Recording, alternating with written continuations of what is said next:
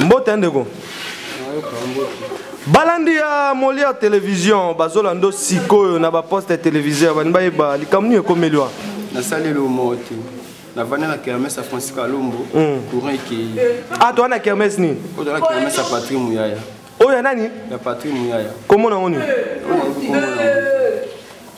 est-ce que honorable Patrick Mouyaya c'est ça la kermesse Mikolo bon on a eu na yo kaka balba ya Patrick Mouyaya mais évité bon oyaki ko sala nini awa eza kermesse oyaki ko sala ni eza kermesse basala on peut am union so ayo sepela ngapi na vana na kermesse à Francis Kalombo courant qui Natalité na kitana na kermesse oya za Francis Kalombo te oya Francis Kalombo na yinga Natalité na kitana na kermesse mi balela musuna courant wokende nde na ye na koti pe na kuti to na solo na batu na kutaka na pe shimbo na mwana obaye siku mo yaki mama ya vanda to vanda ne buto kanga mina mo za muto pamuka o nga na ofuye na na ofuye na zone na telo moto ya yenga na zui na dans elo mo te o bakayenga na yango ya ye mais ba meminga ya babinyo ba bilo na sebunga ngamna ko yiba na yibi atelo moto.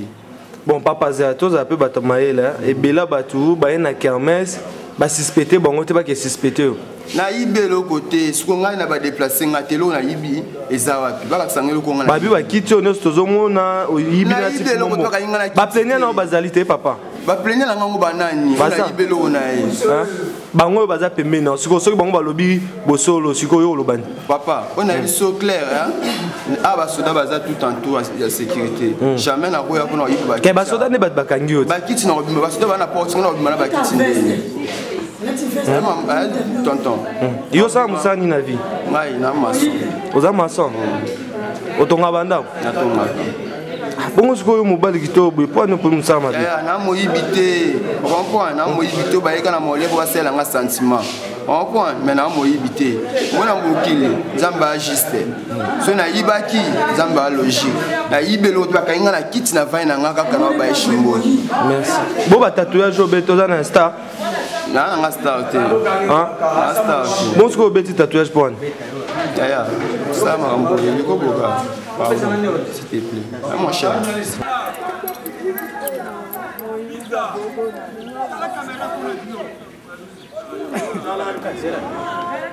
bon sacra cano so boto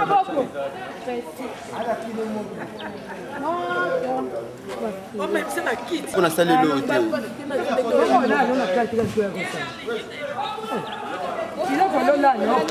maman na ibini bakanga na la misapilo ya miyibi penza maman eza na modi ete wana baleka mibali wana bana